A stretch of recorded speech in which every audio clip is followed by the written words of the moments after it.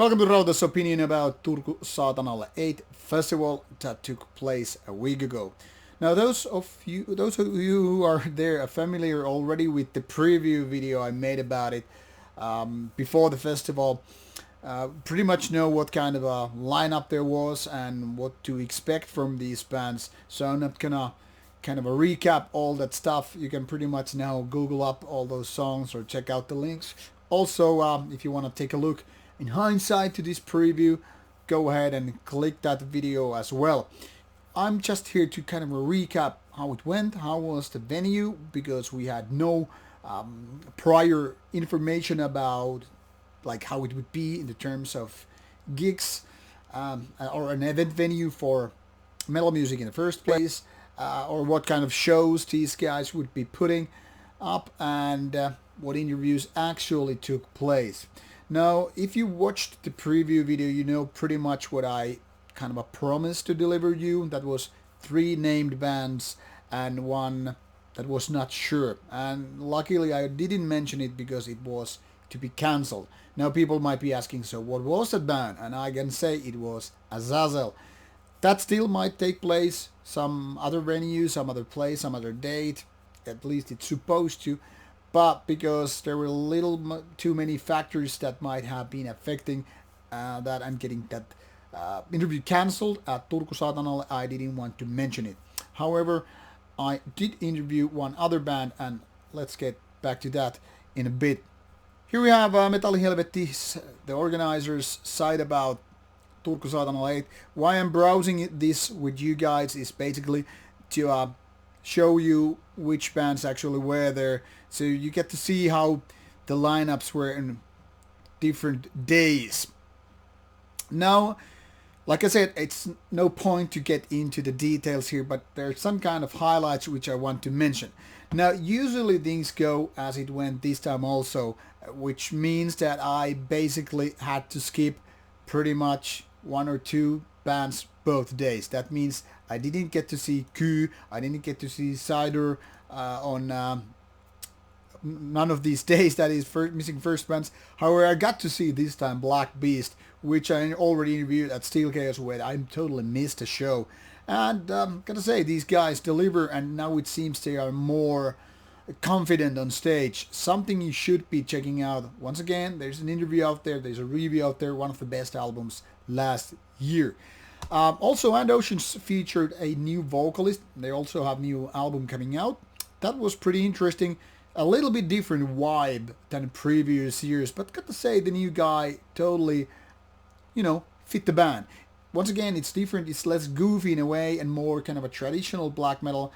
You'll get the idea if you get to see the guy on stage and the nowadays lineup of the band. But gotta say, And Oceans didn't feel rusty at all, which is totally something that I didn't even expect, that is, to be rusty. One of the interesting band for me was Usurper from the States. Now that is a black trash heavy metal combination band, which is not the most easy to digest for everybody. I mean, people who are into Black Death combos such as Oddsgoat, which played their only show in 2020 right there.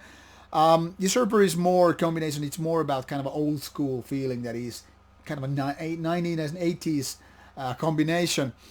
But I don't know, there's something magical with the rock and roll style, kind of old school heavy metal, if you will. You'll get to know more about that with the interview, which I think is the most good mood interview I've ever done. So much laughing, so much good, feeling, good vibe. It's totally 100% anti-poser stuff. You should be checking out, even if you're not familiar with the band. I think it was a really nice one. Also, Vride from Norway, which was headlining on Saturday. They would kind of a rock and rollish so in a way, because their style of music is, well, kind of a black and roll. Starting as a winter side project, or like successor, if you will. It's an interesting band in a way that, it doesn't really sound like most Norwegian black metal bands. Really nice and warm interview as well, in my opinion. I'm totally happy about it. Well, on Friday I missed 2 first bands because my interviews with Toulouse and Mepharash, which was the replacement interview, if you will. And by no means I mean anything bad about it, but that was something that I agreed to do when Azazel interview got cancelled. So I missed two first bands, but then again, these are bands which I previously know. Well, not cited with this name, but anyway, so really can't comment them. One of the most surprising bands on the whole fest, and in a positive way, was Mephorash.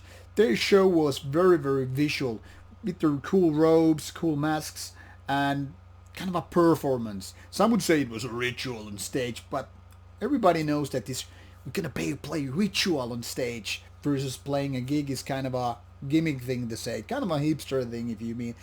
And feel free to get butthurt and annoyed by this comment, but I kind of agree. It sounds kind of fishy when you're going for ritual on stage. It's like I'm going for ritual when I'm having sex. You know, anyway, Mephorash really nailed it on stage. Really cool, kind of a mystique atmosphere on stage, and they looked really nice. Not your typical robe and hats, funny hats band, but something different, a performance in a way. Earn was once again aggressive on stage with their kind of old school black trash stuff, but I don't know, their newer material doesn't really fit my set of brain wiring, so not really my cup of tea. And I guess in a way same could be said about Sin Mara from Iceland, which totally was the band of the day for some people. Well, not for me, I don't know, something was missing in a way. But the biggest disappointment in terms of the audience was with Toulouse from Norway. Now that is a band from early 90s, old school Norwegian black metal stuff with mid-tempo, very kind of a groovy, very bass-driven, cool band in my opinion. But half the audience was already gone by that time, and I don't know why. It's because most of the audience are too young to even realize bands such as Toulouse, which started in 1991. Also, I think very nice interviews coming up with Toulouse guys. At least I'm very happy about it. I'm proud about it. Really nice gentlemen, and also some cool chats. Then again, that could be said about Mephorash as well. So I'm really happy with the interviews, and also I'm happy with the gigs, especially with Toulouse, Usurper, and well, no bitching about any of those bands actually. So I skipped some of those bands like Archcoat, even though they're friends and all that stuff, because I've seen them so many times, and well, sometimes I have to socialize, have a beer and whatnot. We all have our excuses. But basically, no band underperformed in a way, so it was cool. But the venue, I mean, some people were really kind of doubting guys or gals about the venue because it was a horse race track, basically the inside building where this is big hall and you get to see the bands from there.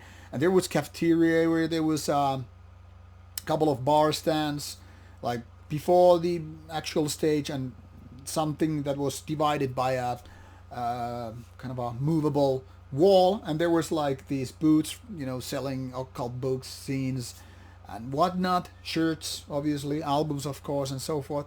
And I think everything was just nice. Also the backstage area for bands were like charmed. There was a good place to do interviews, so everything was right there. But I don't know why the audience didn't come in such big numbers as previous years. Didn't so much happen with Saturday basically, so it was more like a Friday, which was more of a kind of a, well, missing audience. But it wasn't about bands. The fault wasn't with the bands or the audience in place, even though they should have stayed with, you know, Toulouse. And nothing to complain about, you know, staff, organizer, everything was working. Bands played in schedule as far as I could see. So I don't know, things were nice. Even the buses coming from, you know, bus station to the venue and back, everything was like top notch. Really can't complain. But obviously it wasn't walking distance from the city center, so some people might have been, I don't know, bugged about it. But to be honest, I hope that Turku Saatanalle 9 will happen, and I kind of hope it will happen to take place in the same venue, because even though it's not from the walking distance, at least there's plenty of room, and it's totally doable with this kind of venue rather than overbooked city central places which are either overpriced, wrong kind of venues, too small, too big, or just whatever. So people, make no mistake, Turku Saatanalle 9, should it happen, this is something you should be considering checking out next year. But this is my opinion, this is Rauta's opinion about Turku Saatanalle Fest. You should be there next year, so maybe see you there next year.